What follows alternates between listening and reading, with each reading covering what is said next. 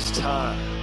It is time to brew your best beer. The 2016 SJPorr Challenge is dedicated to your friend and ours, Paul Wickstein. Brought to you by Brewcraft USA, iMake, Gladfield Malting, Yakima Valley Hops, The Grain Bill, Brewers Exchange, Keg Kingdom Homebrew Supply, Hiraki Homebrew, and a special thanks to our silver sponsors. All right, kids, let's SJPorr, shall we? Today I have a beer called 74Q-66E-87D. ID number 74Q-66E-87D. This is a Saison-based fruit beer, Brettanomyces brux and black currants. That sounds like a lot of things that are right up my alley. Let's see, so the description is a Saison-based recipe using Y yeast 3724 in primary down to 1010. Then added Brett Brux to add some funk and to dry the beer out. Secondary transfer after 30 days under black currant puree for 30 days. Nelson Sauvin used to bitter and dry hop. I appreciate this because this took some planning and pretty much I'm making this beer for the challenge, and if it doesn't come out good, well, then we're kind of screwed. So, I am going to pop this bad boy open. We're going to see what this is all about.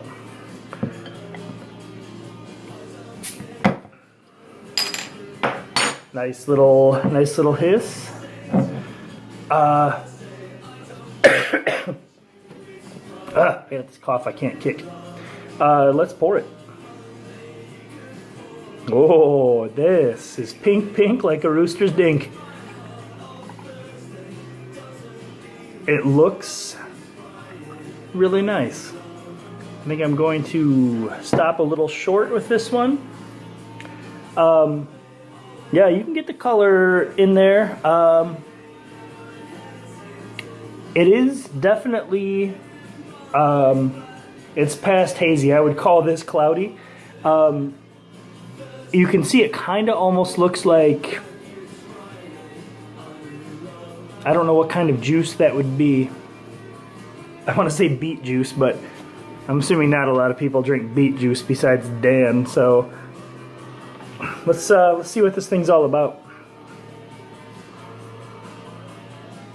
So right away, I don't get a ton of the currant, but the Brett is there, and then there's a curranty undertone right underneath the Brett. That's a super good smelling beer. Wow, that's nice.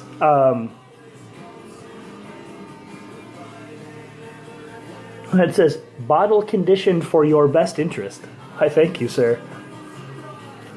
For best lucky wash, use Mr. Sparkle. There's a reference for you old school nerds. Cheers to 74Q-66E-87D with your 4%. Lots of words. Fruity Brett beer.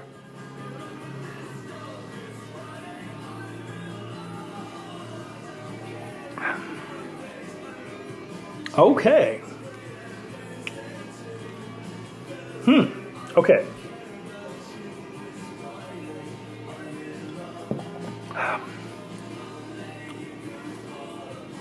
I expected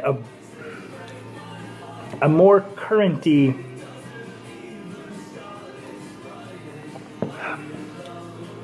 That's interesting. Okay, so there's a good level of sweetness left in this beer. It's definitely dried way out.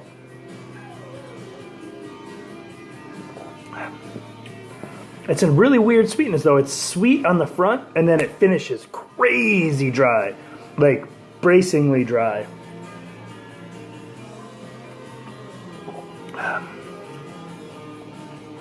The currant is in there, but it's not super, like, the color would suggest this is going to be a freaking fruit bomb.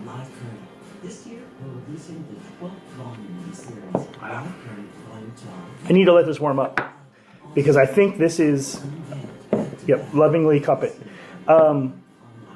This needs to be warmer because it's really, when it's this cold, which I left it out on the counter for a little while before I popped it open, but either way, there's like a hole in the middle of it.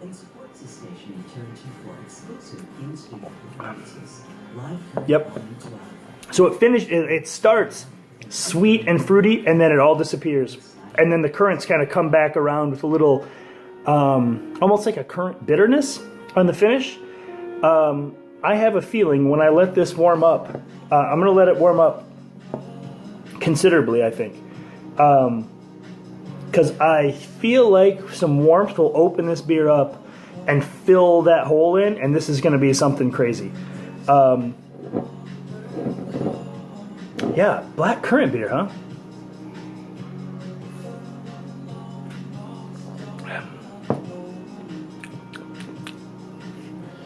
All right, needs warmth. I need to make dinner for my children, so we're gonna do both these things at the same time. We'll see. When I come back to when this is warmed up, it may be considerably noisier in here. We'll see. Okay, I let this warm up quite a bit. The aroma comes out of it more. It's about the same aroma, but it's just fluffier.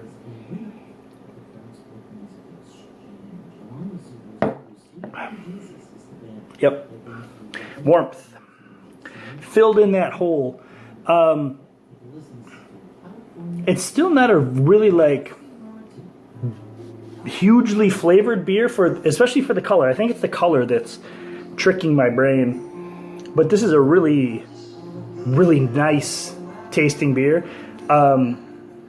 This would be all the session beers, yeah, they're great summertime beers. This is a good beer for your, I don't like beer because beer tastes like Miller Lite. Like for your mistress probably, or like your girlfriend on the side of your mistress. I mean, if you're into that kind of thing, I'm obviously not, but hypothetically speaking.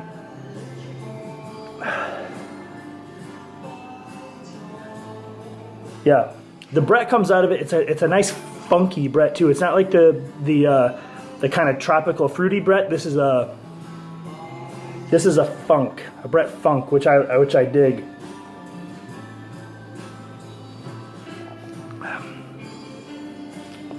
It's got a little, maybe a little. I don't know that it's hop bitterness.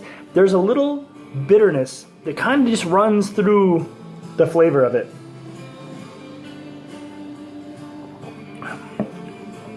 But I'm not convinced it's hop. I would be curious what this beer would be like with no IBUs. I think you could do this as a 0 IBU beer and just dry hop it and get a really cool effect. And maybe drop some of that bitterness out of it. Because with the fruit and the Brett, I really don't think you need bitterness in these beers. That being said, this is really nice.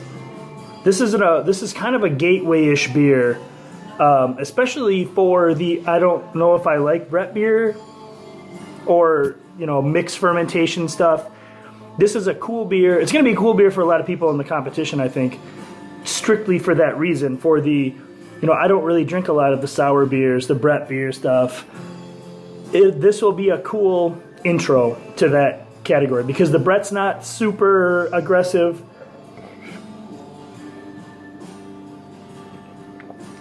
And it's just it's a tasty beer.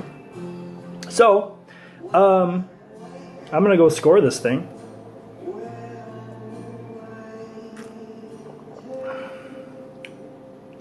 I like it.